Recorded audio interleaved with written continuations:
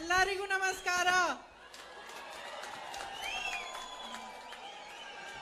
मेरी प्यारी बहनों, मेरे प्यारे भाइयों, आप कुछ समय से इंतजार कर रहे हैं। मुझे थोड़ी देरी हो गई, इसके लिए माफी चाहती हूँ और आपको बहुत बहुत धन्यवाद देना चाहती हूँ कि आपने इंतजार किया। मैं शारदा देवी से आ रही हूँ। वहां जब मैं गई और वहां के शंकराचार्य जी से मैं मिली तो उन्होंने मुझे पूछा कि इंदिरा जी यहीं से लड़ी थी कि नहीं। तो मैंने कहा जी चिकमंगलूर से लड़ी थी। उन्होंने मुझे आशीर्वाद दिए। मैंने अपने भाई के लिए आशीर्वाद मांगा, उन्होंने आशीर्वाद दिया और मुझे कहा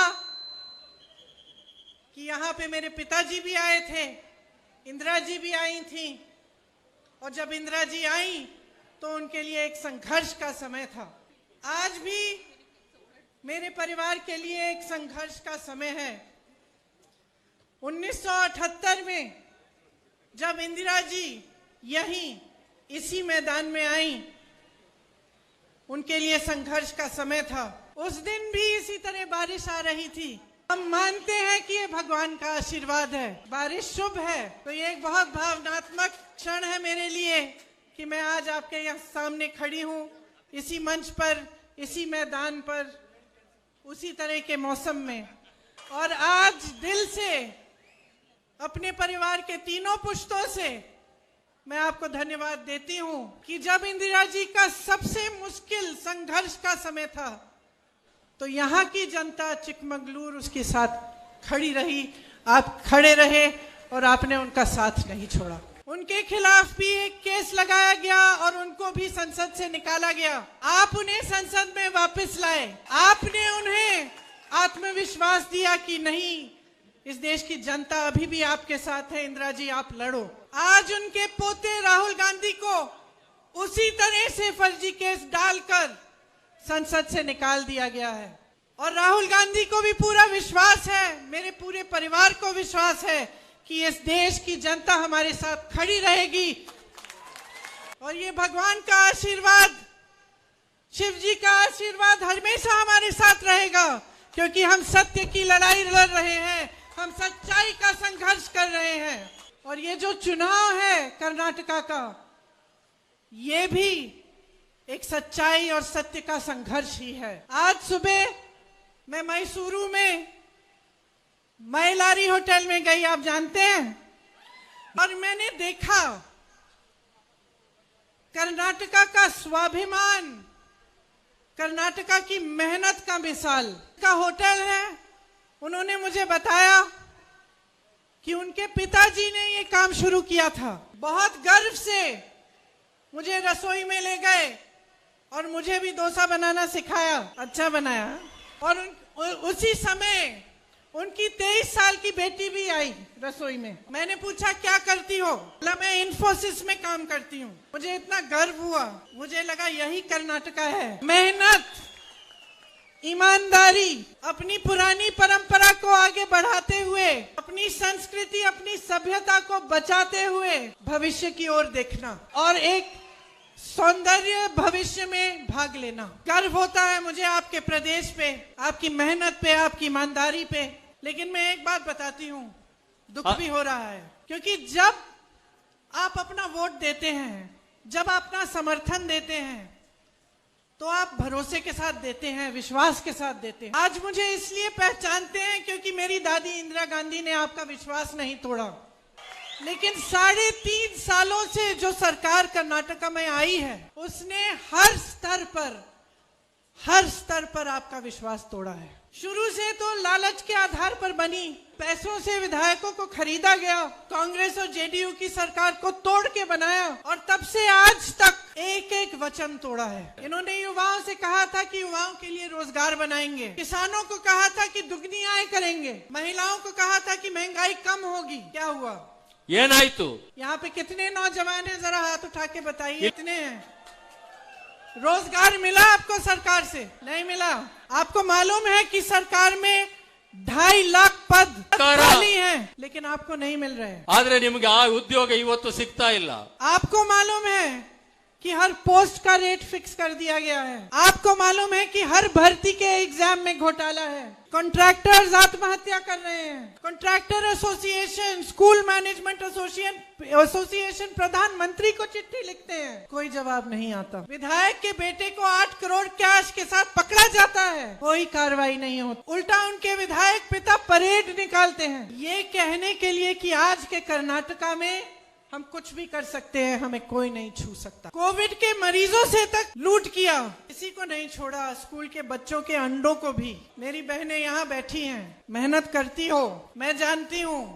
चाहे कहीं भी काम करती हो, चाहे खेती में भी जाना पड़ता है, घर आके काम करना पड़ता है, खाना पकाना पड़ता है, बच्चों की देखभाल करनी पड़ती है, पूरे परिवार की परवरिश को देखना पड़ता है, मैं जानती हूँ। संघर्ष का जीवन है आपका। आप मेहनत करती हो तो किस लिए करती हो? किस लिए? अपने भविष्य के लिए ना, अपने बच्चों को मजबूत बनाने के लिए, उनका भविष्य बनाने के लिए ना। जब बच्चे बीमार होते हैं दुख होता है, स्वास्थ्य की सुविधाएं नहीं होती डर लगता है, दुख होता है। बच्चों को शिक्षित करना है, अच्छे स्कूल नहीं है, उसमें अध्यापक नहीं आ रहे हैं तो दुख होता है, गुस्सा भी चढ़ता है कि इतनी मेहनत कर रहे हैं और बच्चों के लिए स्कूल भी नहीं बना रही है सरकार। आगे जाके जब बच्चों को नौकरी मिलती है तो खुशी होती है। चाहे लड़की हो या लड़का, हम चाहते हैं कि अपने पैरों पे खड़ी हो, कि अपना बेटा कमाए, बेटी को अच्छा जॉब मिले, भविष्य में हमारा भी देखभाल करे। यही तो है हमारी मेहनत, यही है हमारा स्वाभिमान, यही है हमारा आत्मविश्वास। और इसी पर हम गर्व करते हैं कि हमने अपने बच्चों के लिए एक मजबूत भविष्य बनाया। तो सरकार का इसमें बहुत बड़ी भूमिका है। सरकार का काम है कि उस भविष्य में शामिल हो। सरकार का काम है कि आपकी समस्याओं को सुने, समझे कि आपकी जरूरतें क्या है और दिल से आपके लिए काम करे। आपको मालूम है कि ये जो भाजपा की सरकार है, इसने कितना लूटा है कर्नाटका को।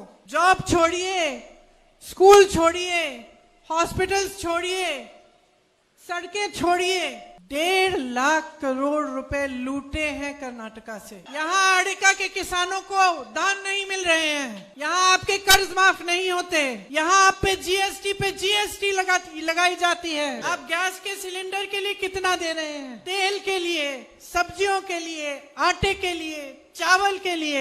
और वहाँ भाजपा की केंद्र की सरकार से आपके लिए जो पैसे आते हैं वो कम होते चले जा रहे हैं। 1.5 लाख करोड़ रुपए लूटे हैं। कहाँ गए ये 1.5 लाख करोड़? इनसे 100 एम्स बन सकते थे, 2250 किलोमीटर 6 लेन की एक्सप्रेसवे बन सकती थी, 187 ESI हॉस्पिटल बन सकते थे, अपने बच्चों के लिए 30,000 स्मार्ट क्लासरूम बन सकते थे, बेंगलुरु की मेट्रो की तरह 750 किलोमीटर लंबी मेट्रो बन सकती थी, और कर्नाटका के गरीबों के लिए 30 लाख अफोर्डेबल हाउसिंग के घर बन सकते थे। ये है भ्रष्टाचार, खुला भ्रष्टाचार, कि आपके लिए कुछ नहीं, सही दाम नहीं, खाने के लिए नहीं, आपके लिए जीएसटी।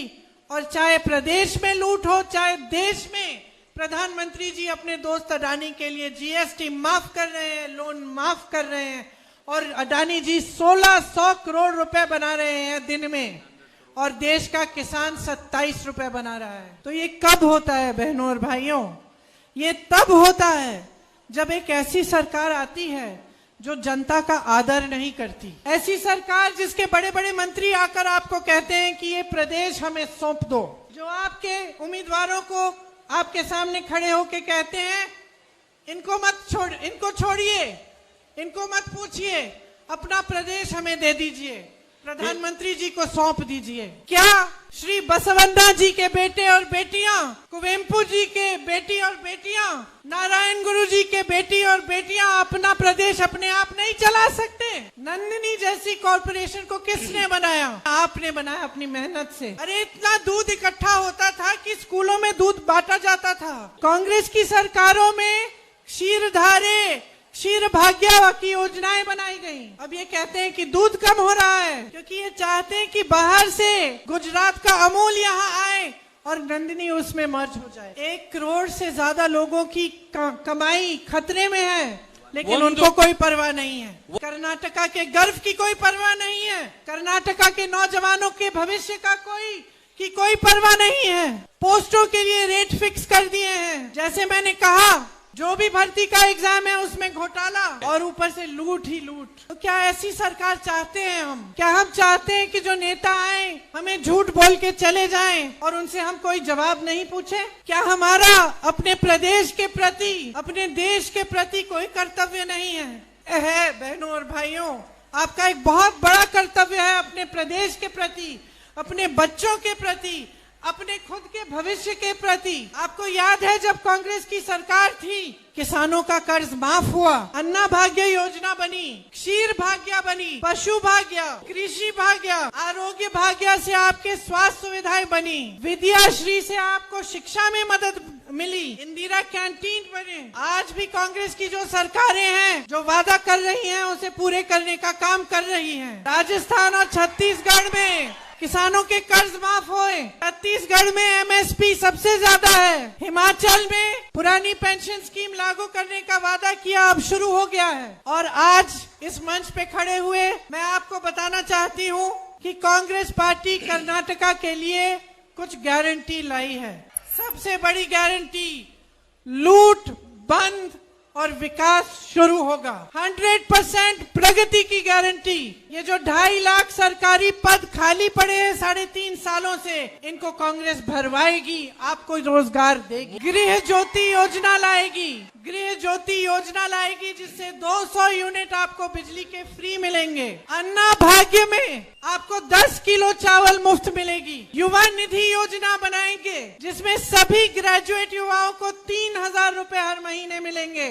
डिप्लोमा वाले युवाओं को 1,500 रुपए हर महीने मिलेंगे। मेरी बहनों, आपकी रोज की मेहनत की पहचान ये है कि आपके लिए एक गृह लक्ष्मी योजना बनाएंगे जिसमें आपके खाते में आपको 2,000 रुपए हर महीने मिलेंगे। नंदिनी को मजबूत बनाएंगे।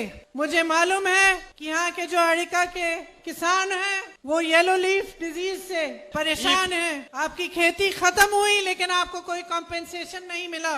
आपके लिए हम न्यूनतम आय और सही दाम की गारंटी देते हैं। देखिए, ये सब जो गारंटी हैं, जो वादे हैं, ये चुनाव के लालच से नहीं कह रहे हैं हम। मुझे याद है मैं 16-17 साल की थी, मेरे पिताजी घर पे खाना खा रहे थे हमारे साथ। उनके साथ कोई बैठे थे जिनके साथ वो काम करते थे और बातचीत चल रही थी कि बेंगलुरु को हम विश्व में प्रसिद्ध बना सकते हैं। मैंने पिताजी से पूछा, कैसे करोगे, क्या सोच रहे हो आप? उन्होंने ये जवाब दिया कि प्रियंका, आज दुनिया को ये नहीं मालूम है कि भारत में सबसे ज्यादा अंग्रेजी भाषी पढ़े लिखे युवा हैं जिन्होंने टेक्नोलॉजी इंजीनियरिंग की है। अगर हम बेंगलुरु, हैदराबाद जैसी शहरों को मजबूत बनाएं, इसमें टेक्नोलॉजी को, इंजीनियरिंग को, पढ़ाई को हम बहुत मजबूत बनाएं, तो ये पूरी दुनिया के लिए हब जैसे बन सकते हैं। वहीं से शुरुआत हुई। 2-3 साल बाद जब मेरे पिताजी टेक्नोलॉजी, कंप्यूटर की बात कर रहे थे तो सारा विपक्ष उनके खिलाफ था। मैं बड़ी हुई, मेरे पिताजी शहीद हुए देश के लिए, लेकिन उसके 6-7 साल बाद ही बेंगलुरु खिलने लगा, दुनिया में सुप्रसिद्ध हो गया। 6 महीने पहले मैं अपनी बेटी को विदेश में कॉलेज छोड़ने के लिए गई। स्टेशन में प्लेटफॉर्म में खड़ी थी, एक हिंदुस्तानी लड़का आया, मेरे से पूछा, प्रियंका हो? मैंने हाँ कहा। मैंने कहा, कहाँ के हो? कहता, मैं बेंगलुरु का हूँ। मैंने कहा, क्या करते हो? कहा कि मैं IT कंपनी में काम करता हूँ दीदी। और हम दोनों को एक दूसरे से मिलकर बहुत गर्व हुआ। उसके चेहरे पे मैं देख पाई कि कर्नाटका का स्वाभिमान था, आत्मविश्वास था, गर्व था। और मुझे गर्व था कि मेरे देश का एक युवा इतना आगे बढ़ गया है और मेरे पिता का सपना पूरा हुआ है। तो ये राजनीति नहीं है, ये एक भावना है जो कर्नाटका के गर्व को, आपके स्वाभिमान को, आपकी परंपरा, सभ्यता, संस्कृति को पहचानती है। और ये सिर्फ मुझ में नहीं है, ये कांग्रेस के हर एक नेता में है। ये आपके लिए समर्पित है। हम सबको दुख होता है कि आज आपकी परिस्थिति क्या है। हम इस परिस्थिति को सुधारना चाहते हैं, आपको एक ऐसी सरकार देना चाहते हैं जिससे आपको गर्व हो, जो आपसे अपना लूटे नहीं, जो आपका है वो आपको दे, जो आपका अधिकार है उसे पूरा करे, महंगाई कम करे, ಬೆಲೆ ಏರಿಕೆಯನ್ನು ಕಡಿಮೆಗೊಳಿಸುವಂತ, नौजवानों को रोजगार दे, इंफ्रास्ट्रक्चर को बनाए, कर्नाटका को आगे बढ़ाए और इस देश का गर्व बनाए। तो मुझे आशा है, पूरी आशा है कि आप कांग्रेस को इस चुनाव में जिताएंगे।